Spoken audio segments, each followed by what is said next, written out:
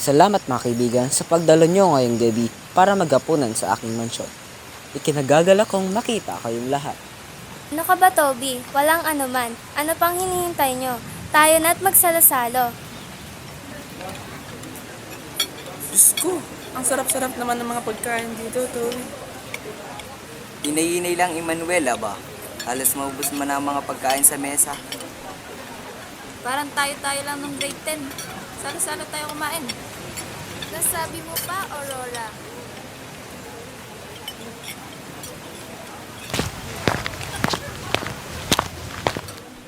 Uy, Toby, pwede ba akong pumunta sa palikuran ninyo?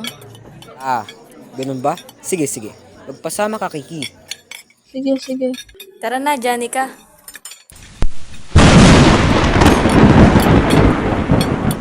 Grabe naman yung ulan dito. Ganun talaga dito. Laging masama ang panahon.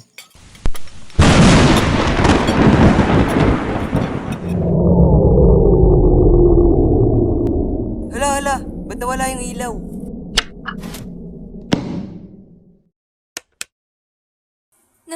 Nasa si Dominic?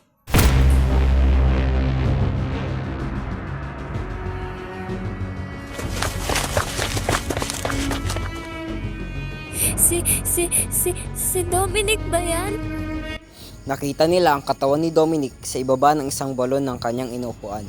Duguan ang katawan at wala ng buhay. Sino makakagawa niyan? Isang oras pagkatapos ng insidente na magtipon-tipon sila sa sala ni Toby at nag-usap-usap. Ang isa sa atin ang nagkasala nito kay Dominic at kailangan natin itong mabunyag kundi tayo naman ang susunod na mamamatay. Di pwedeng ako dahil ako ay kumukuha ng pagkain bago mangyari ang insidente. Hindi naman pwedeng maging kami ni Ki. Nasa banyo kami habang nangyayari yun. Hindi rin pwedeng ako. Kinukuha ko yung nahulog kong tinidor sa sahig. Sa tingin ko si Toby yan. Siyang nag-imbita sa atin dito eh. Sa akin lang, si Key ang murderer. Ang suspicious niya umarte eh. Si Manuel yan. Paangas-angas lang yun pero killer pala.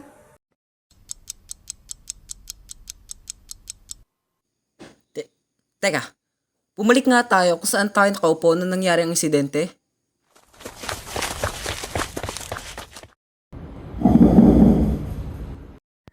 May narinig akong something na button bago mahulog si Dominic. Meron ba kayo dyan? Meron ako dito. Ako rin. Isa na din ako dun.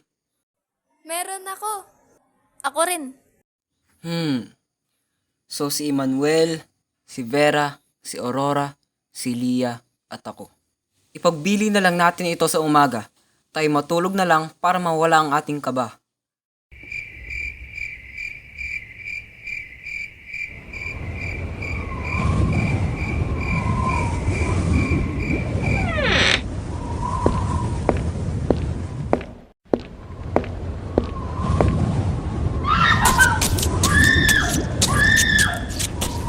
Ano yun? Sigaw yun ni Janica. Tara, tingnan natin kung ano nangyari sa kanya.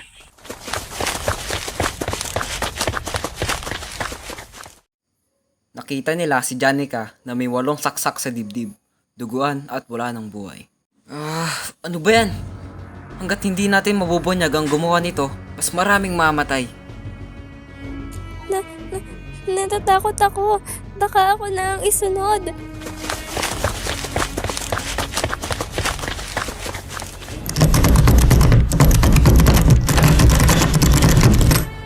Sarado ang pinto! Toby, may susi ka ba? Wala! Nasa mga magulang ko ang susi.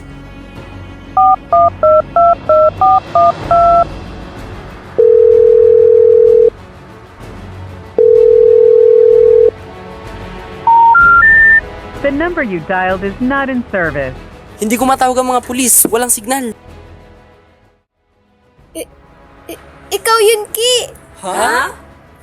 Ikaw lang naman ang tanging kaibigan ni Janica dito. Hindi maaari yun. Magkabila kami ng kwarto ni Janica. So, pwede naman na pumunta ka sa kwarto ni Janica tapos doon mo siya pinagsasasaksak. Hoy, ikaw, tumahimik ka nga. Wala ka namang pruweba. Tamo, with that attitude, ikaw nga pumatay kay Janica. Nabaril si Lia sa puso ng isang baril. Ki, magsabi ka ng totoo. Hindi nga ako. Kakaawan niyo lang ni Lia bago siya mamatay. Ikaw yun! Hindi nga ako. Hinihingal ako. Pabot nga ng tubig ko.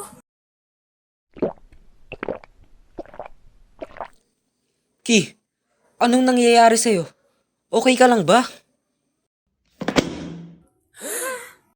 Namatay si Ki sa kadahilangang pagkalason. Ano ba yan? Tuloy-tuloy na ang pagkamatay nila.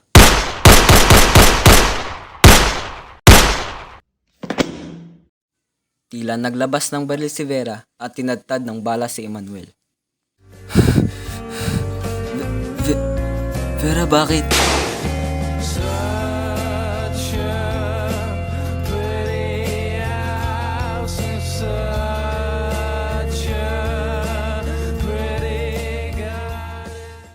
Bakit, Vera? Anong ginawa nila sa'yo? Gusto mo malaman ang totoo? Ipapaliwanag ko sa'yo ang lahat! Ang mga hayop na to ang sumira sa buhay ko. Simula pa lang nung high school pa tayo. Uuwi lagi ng luhaan ng kapatid ko dahil inaapi siya. One time, umuwi ang kapatid ko dahil ginahasa siya.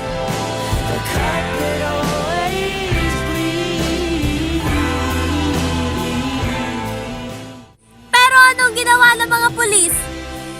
Wala!